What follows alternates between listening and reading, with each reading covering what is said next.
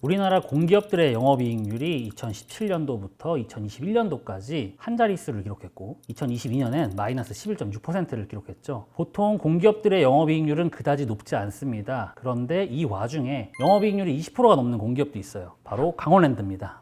강원랜드가 공기업이었군요. 강원랜드는 석탄 산업이 사양화되면서 폐광 지역 경제 회생을 위해서 1998년 산업통상자원부 산하의 공기업으로 설립이 되었고요. 우리나라에서 유일하게 내국인이 출입 가능한 카지노를 운영하고 있습니다. 그래서 정선군에 있는 거군요, 이게. 그리고 이 강원랜드와 대척점에 있는 또 하나의 공기업이 있어요. 아마도 처음 들어보신 분도 계실 텐데 바로 GKL, 그랜드 코리아 레저입니다. GKL. 여기도 카지노인가요? 네, 그런데 조금 느낌이 다릅니다. 강원랜드는 내국인들이 출입 가능한 유일한 합법적인 카지노고 폐광지역 활성화를 위해 일부러 강원도에 지은 공기업이잖아요. 반면에 GKL은 외래 관광객 유치와 외화 획득 증대를 위해 노력하는 준시장형 공기업이라 외국인만 출입이 가능하고요. 그렇기 때문에 외국인들이 많이 방문하는 서울과 부산에 위치하고 있습니다. 그런 차이가 있군요. 그런데 이게 카지노 이용객들이 도대체 규모가 어느 정도 되나요? 꽤 많이 갑니다. 작년 강원랜드 카지노 방문객이 약 240만 명이었거든요. 240만 명이요? 200만 명 이상 간다고요? 꽤 많죠. 대략 하루에 6천 명쯤 방문한다고 생각하시면 됩니다. 강원랜드엔 카지노만 있는 게 아니라서요. 리조트 이용객은 약 441만 명이었다고 합니다. 외국인 전용 카지노 세븐락을 운영하는 GKL도 매년 150만 명의 방문객을 유지하고 있죠.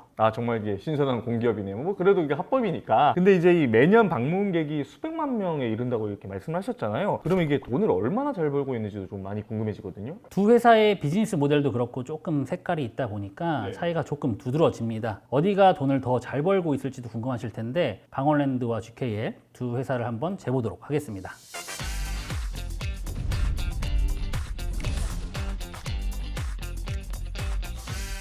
본격적인 설명을 드리기 전에 먼저 강원랜드의 영업 부분을 이해해야 하는데요. 강원랜드의 경우 영업 부분이 크게 카지노 부분, 리조트 부분, 기타 부분 이렇게 세 가지로 나뉩니다. 카지노는 말 그대로 카지노고요. 네. 리조트는 호텔, 콘도, 스키, 골프, 워터파크가 모두 있는 국내 최대 복합 리조트인데 이 중 카지노 매출에 영향을 받는 호텔 부분의 매출 비중이 가장 높습니다. 기타 부분은 뭘까요? 강원랜드는 특이하게 카지노 기반의 슬롯머신 하드웨어 및 소프트웨어 제조 사업을 병행하고 있어요. 카지노 설치를 포함하여 국내 카지노 등에 판매하고 있는데 이게 기타 부분입니다. 이게 카지노랑 리조트 부분은 이름 듣고 예상을 했는데 기타 부분은 이름 듣고는 생각지도 못했네요. 이런 내용일 줄. 하지만 기타 부분은 그렇게 매출 비중이 높지 않습니다. 총 매출에서 약 0.1% 정도? 강원랜드의 매출액은 2024년 3분기 기준 약 1.08조 원으로 단순 연환산 시 24년 기준 약 1.4조 원 정도로 추정됩니다. 카지노 매출과 리조트 매출이 대부분을 차지하고요. 카지노 매출액이 전체 매출액의 약 87% 정도를 차지하고 있습니다. 24년도 연환산 기준으로 비교해 보면 23년도보다 카지노 매출은 약 4.2% 정도 상승하였으나 리조트 매출은 거의 유사한 수준이라 23년도 대비 약 4% 성장했네요. 재무제표상 GKL은 카지노 부분 하나만 있어요. 그런데 이 카지노 부분이 카지노 수익과 환전 수입으로 나눕니다. 환전 수익이라면 환전을 하면서 생기는 수입을 얘기하는 건가요? 맞습니다. GKL은 외국인 전용 카지노로 이용객이 모두 외국인이니까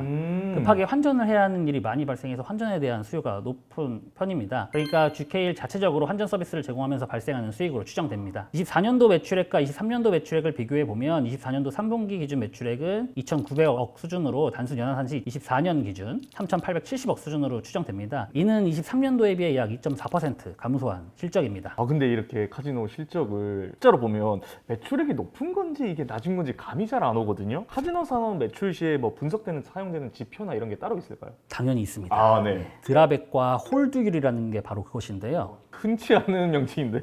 네. 드랍액은 고객이 돈을 카지노에서 환전한 총 금액이고요. 네. 홀드율은 카지노가 승리하는 비율입니다. 홀드가 한국어로 지키다라는 뜻이잖아요. 그렇죠. 즉 고객이 카지노에서 환전한 금액을 카지노 입장에서 얼마나 지켰느냐, 이 의미가 즉 카지노가 이겼다는 의미니까 네. 홀드율이라는 이름이 붙여지지 않았나 생각해 봅니다. 아무튼 강원랜드의 홀드율을 보시면 23년도 23.1% 수준에서 24년도에는 24.2%로 소폭 상승했습니다. 1.2%가 증가하였지만 드랍액이 약 5.5조의 정도에 육박하기 때문에 매출액에 미치는 영향은 605억이나 됩니다. 다음으로 GKL 드라백을 보시면 23년도에 3.07조 원의 평균 홀드율은 약 11.9%, 24년도는 예상치이긴 하지만 드라백 3.62조의 홀드율이 약 11%로 오히려 하락한 것을 볼 수 있습니다. 네. 이는 매출액이 약 330억 정도 감소하는 영향을 가져올 수 있습니다. 이렇게 수치를 해석해 보면 고객들이 찾아와서 환전하는 금액 자체는 두 회사 다 늘어났다. 하지만 카지노 승률이 GKL이 강원랜드에 비해 떨어지기 때문에 매출액의 차이가 발생하는 것으로 해석할 수 있습니다. 강원랜드의 홀드율이 GKL 홀드율보다 엄청나게 차이가 나요. 약 2배 이상 높습니다. 왜 그렇게 차이가 나죠? 이렇게 차이가 나는 이유는 강원랜드가 카지노에 훨씬 유리하게 룰을 적용했기 때문입니다. 아하. 네. 강원랜드는 VIP가 아닌 일반 고객들의 베팅 한도가 게임당 30만 원을 한도로 설정되어 있습니다. 네. 카지노로부터 승리하기 위한 많은 베팅법들이 있는데 그중 하나가 이제 마틴게일 베팅법이라는 건데요. 이게 뭐냐? 이길 때까지 계속 판돈을 2배씩 올리는 방법입니다. 예를 들어서 10만 원을 걸고 졌다. 그러면 20만 원을 걸고 20만 원을 걸고 지면 40만 원을 걸고 언젠가는 한 번에 이길 테니까 이론상 무조건 처음에 건 돈 10만 원을 따는 방법이죠. 하지만 현실적으로 이게 무한대로 허용되는 카지노는 별로 없는데 네. 강원랜드는 이거를 30만 원으로 제한해 버렸으니까 규제가 좀 심한 편이죠. 아 근데 이렇게 규제를 좀 심하게 걸어도 되려나요? 이러면은 약간 뭐 소위 장사가 되나? 이렇게 싶거든요. 강원랜드는 됩니다. 아 그래요? 손님이 많아도 너무 많기 때문이죠. 불만 있으면 오지 말라는 겁니다. 국내 내국인이 입장할 수 있는 유일한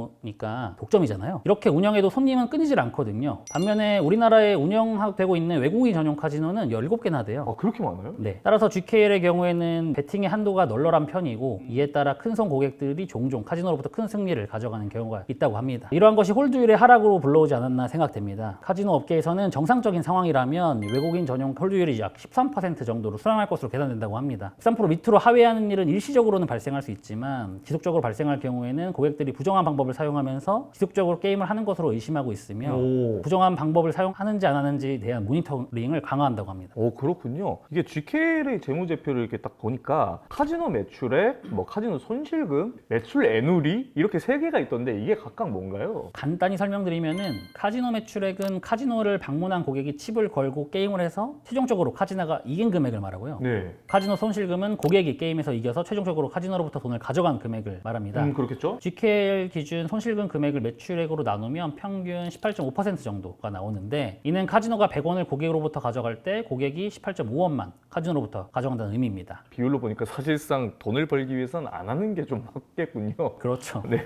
또 매출 애누리는 카지노에서 고객에게 제공하는 콤프 제도와 관련이 있습니다. 콤프 제도는 쉽게 말해서 마일리지 제도 같은 건데요. 카지노의 고객 유치 방법 중 하나입니다. 즉 고객이 카지노에서 베팅한 금액 실적에 따라서 마일리지를 적립해주고 해당 마일리지를 카지노의 부대 시설, 즉 레스토랑 이용이나 스파시톨 이용 등의 현금처럼 사용할 수 있게 해주는 것이죠. 이는 IFRS 회계 기준에서는 고객에게 제공하는 대가로 판단하게 되고 매출에서 직접 차감해서 표시합니다. 일반 기업 회계 기준에서는 이런 비용의 경우에 판촉비 등의 판관비 계정을 분류했는데 IFRS에서는 어차피 고객한테 돈을 받고 돈 받은 것을 돌려주는 거면 정산하고 남은 순수하게 고객으로부터 받은 돈만 매출로 인식해야 한다는 의미입니다. 그러면 강원랜드도 뭐 카지노 매출액, 뭐 카지노 손실금, 방금 말한 매출 애누리 이런 세 가지 금액을 더한 금액을 한 줄로 표시를 한 거지 원래는 이렇게 나누어 있겠네요. 네, 그렇죠. 그리고 강원랜드와 GKL 모두 계약부채, 이연수익이라는 계정이 있어요. 계약부채가 뭐냐면요. 고객이랑 계약을 했는데 아직 회사가 고객에게 제공해야 할 의무를 다하지 않았다는 뜻이에요. 즉 회사가 고객에게 서비스를 제공해야 할 빚이 있다는 의미거든요. 선수금과 이연수익의 내용이 살짝 다른데 네. 선수금은 고객이 선결제하고 아직 사용하지 않은 내역을 말합니다. 예를 들어서 카지노 회원이 선불로 충전한 금액이라든가 네. 호텔 예약 시 선불로 받은 예약금 등이 해당합니다. 반면에 이연수익은 대부분 설명드린 콤프 제도의 미사용액입니다. 선수금과 이연수익은 모두 다음 연도에 고객이 사용하게 되면 회사의 매출액이 되는 것입니다. 이야기를 듣다 보니까 이제 두 회사 영업이익이 어느 정도 되는지 좀 궁금해지거든요. 강원랜드의 영업이익은 24년 3분기 기준에 2,330억 수준으로 연환산하면 24년도에 3,240억 수준으로 예상됩니다. GKL의 경우에는 24년도 3분기 기준 329억 수준이고요. 연환산하면 24년도에 431억 수준으로 추정됩니다. 강원랜드는 23년도보다 영업이익이 무려 14.8% 증가하였지만 오히려 GKL은 14.1%가 감소했습니다. 강원랜드의 경우에는 매출액이 전기 대비 4%뿐이 증가하지 않았는데 영업이익은 14.8%나 증가했다는 특징이 있고요. GKL의 경우에는 전기 대비 매출액이 약 2.35%밖에 감소하지 않았는데 영업이익은 무려 14%나 감소했다는 특징이 있습니다. 산업상 특징인지는 잘 모르겠는데 이게 매출액 변동에 따른 영업이익 변동폭이 좀 매우 크다고 보여지거든요. 보이거든요. 카지노 산업의 경우에는 고정비익 비중이 높기 때문에 매출액 등락이 급격한 영업이익의 변동을 가져오기 때문입니다. 강원랜드와 GKL의 비용은 그럼 뭐가 있길래 이렇게 고정비가 높은 걸까요? 우선 GKL의 비용을 분석해 보면 가장 눈에 띄는 비용이 인건비, 그다음에 마케팅 활동비, 관광진흥개발기금 부분입니다. 관광진흥개발기금은 카지노 사업이니까 발생하는 특별한 비용인데 이 비용이 매출액 대비 평균 약 9.5% 수준입니다. 네. 카지노업을 경영하려는 자는 관광진흥법 제5조 1항의 규정에 따라서 문화체육관광부 장관의 허가를 받아야 되고요. 카지노 운영 및 시설에 대해서는 관광진흥법 제4절 카지노업에서 상세히 규정하고 있습니다. 카지노 사업자는 총 매출액의 100분의 10의 범위 내에서 일정 비율에 해당하는 금액을 관광진흥개발기금법에 따른 관광진흥개발기금에 내야 합니다. 이에 따라 납부하는 것이 관광진흥개발기금인 것입니다. 카지노업은 아무나 할 수 없고 문화체육관광부 장관의 허가를 받아야만 하는 사업입니다. 규제도 있고 장관 허가도 받아야 되고 사실상 카지노는 이게 진입장벽이 매우 높은 업종 같은데요? 그런데 이처럼 진입장벽이 높고 이 진입장벽에 들어오게 허가해 준 건 국가잖아요. 그쵸. 결국에. 국가 입장에서는 너네 우리가 카지노 할 수 있도록 해줬으니까 돈을 내서 우리나라 국민들에게 다시 환원해줘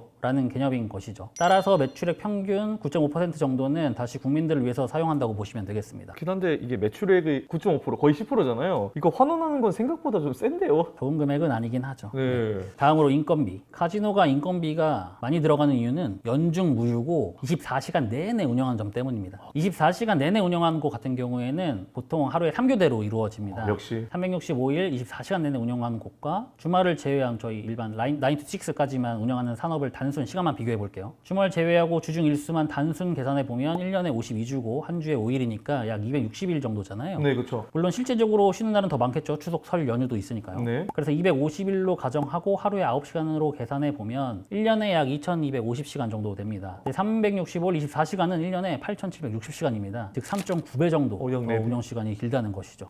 이게 같은 공간이라고 했을 때 4배 인원이 더 필요하다라는 계산이니까 사실은 엄청나게 노동 집약적인 산업이네요. 맞습니다. 그러다 보니까 당연히 인건비가 높을 수밖에 없습니다. 그렇죠, 당연히. 인건비는 고정비 성격이 매우 강합니다. 함부로 해고할 수도 없으니까요. 그래서 22년도에 아직 코로나가 종식되기 전 상황을 보면 인건비 매출액 비중이 60% 정도 수준으로 매우 높은 것을 알 수 있습니다. 이 시점에 영업이익 역시 마이너스였고요. 이 시기에 매출액은 약 2,620억 수준이었습니다. 대략적으로 보면 GKL의 경우에는 대략 매출액 3천억 정도가 영업이익 분기점으로 추정됩니다. 다음으로 마케팅 활동비는 고객에게 제공하는 항공권이나 숙박권 등 프로모션 제공 및 다양한 판촉비로 구성됩니다. 코로나 이후에 코로나 이전 매출로 회귀하기 위해서 외국인 카지노들의 경쟁이 심화되고 있는데요. 이에 따라서 고객에게 제공하는 마케팅 활동비 규모가 점차 증가하고 있어요. 22년부터 24년간의 매출액 대비 마케팅 활동비 비율을 보면 9.5% 수준에서 16.9% 수준으로 큰 폭으로 증가한 것을 알 수 있습니다. 그렇군요. 그러면 이게 강원랜드 비용도 좀 궁금한데요. 이어서 강원랜드의 비용도 한번 봐볼까요? 네. GKL과 마찬가지로 관광진흥개발비용을 납부하고 있습니다. 이 역시 카지노 매출액에 대해서 납부하게 되고요. 23년도과 24년도 비율을 계산해보면 약 9.5% 수준입니다. 인건비의 경우에 매출액 대비 비율이 GKL에 비해서 상당히 낮은 것을 볼 수 있는데 이는 강원랜드의 경우 하루 20시간만 운영하는 부분도 있고요. 강원랜드의 딜러당 고객 수가 압도적으로 높은 것을 의미합니다. 카지노는 결국 게임 테이블당 딜러의 수가 정해지는데 강원랜드의 테이블당 매출액이 높으니까 그만큼 매출액 대비 인건비 비중이 GKL에 비해서 낮고 말씀드렸듯이 카지노 사업은 공업이익이 높은 업종이기 때문에 강원랜드가 GKL에 비해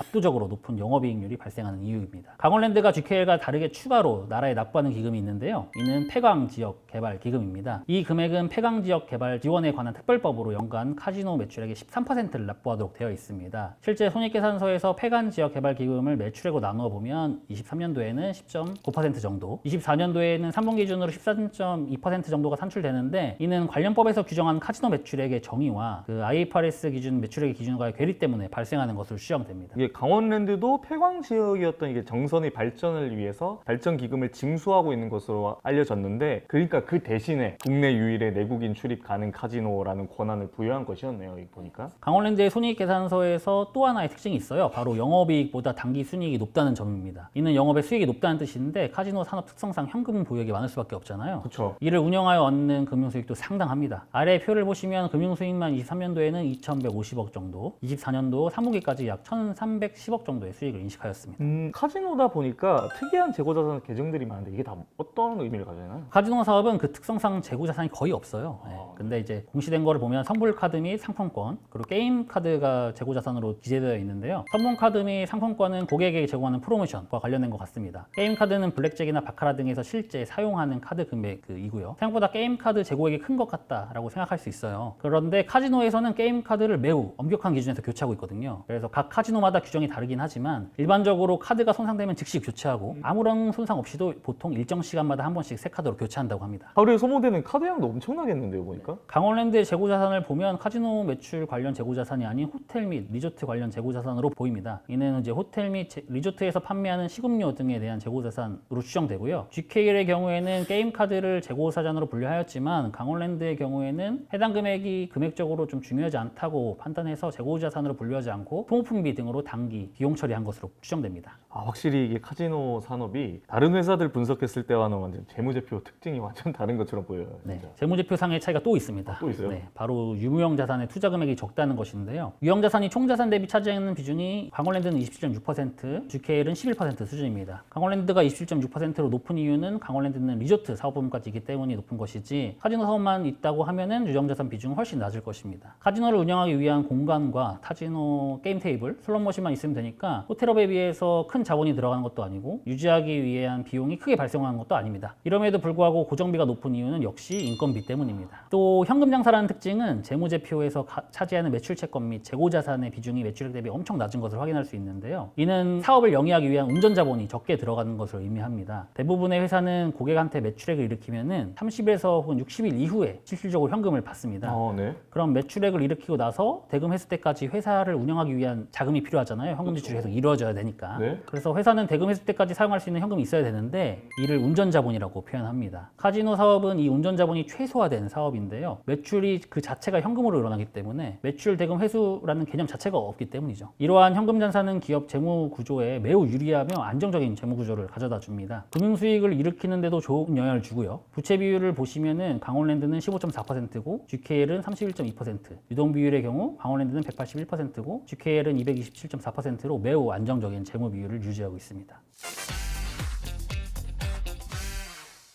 유일하게 내국인 출입이 가능한 강원랜드 그리고 외국인 전용 카지노 세븐럭 운영 중인 GK에 지금 분석을 하고 있는 중인데 그러면은 이 두 회사의 미래는 좀 어떻게 될 거라고 보시나요? 카지노라는 단어는 대부분의 사람들한테 이제 부정적인 느낌으로 다가옵니다. 이게 카지노 산업을 영위하는 회사들의 가장 큰 고민일 것 같아요. 우리에게 카지노는 도박이고 어렸을 때부터 도박은 정말 패가망신의 지름길이라고 교육받아왔잖아요. 그렇죠. 하지만 카지노도 인간이 즐기는 여러 가지 놀이 중에 하나입니다. 우리가 뭐 스포츠 관람을 하거나 직접 스포츠를 경험하거나 쇼핑을 하거나 모두 인간이 느끼고 싶어하는 감정들을 이제 느끼게 해주니까요. 말 그대로 카지노는 스릴, 쾌감을 느끼게 해주는 놀이긴 하지만 카지노에서 모든 돈을 잃고 피폐해진 사람들이 많이 보이다 보니까 부정적인 이미지가 많이 각인되었죠. 카지노에서는 이러한 이미지를 탈피하고자 카지노 이외에 다른 즐길거리를 마련하기 위해서 복합 리조트 형태로 발전하고 있습니다. 이미 카지노끼리의 경쟁이 아니고 리조트 산업과 경쟁을 하고 있다고 생각합니다. 강원랜드는 아직 복합 리조트의 이미지가 좀 약하긴 합니다. 우리가 가족여행을 어디로 갈까라고 떠올렸을 때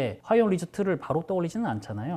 조금은 어렵죠. 네. 앞으로 좀 더 다양한 체험거리를 구상하고 이제 가족 단위로 놀 수 있는 공간으로 발전해가지고 강원랜드도 호텔 리조트 사업 부분의 이익이 더 올라갔으면 하는 바람입니다. GKL은 지금도 다 임차를 해가지고 영업을 하고 있어요. 그래서 GKL이 가지고 있는 부동산의 한계로 인해서 복합 리조트로의 발전은 좀 어려울 것처럼 보입니다. 따라서 GKL은 카지노 자체를 더 재밌게 즐길 수 있도록 그 외국인 고객들의 편의나 관광 패키지 등을 개발해서 더 많은 드랍액을 기록할 수 있도록 노력해야 할 것 같고요. 카지노라는 단어가 좀 더 긍정적인 이미지로 바뀌는 날이 올 수 있을지 궁금해집니다.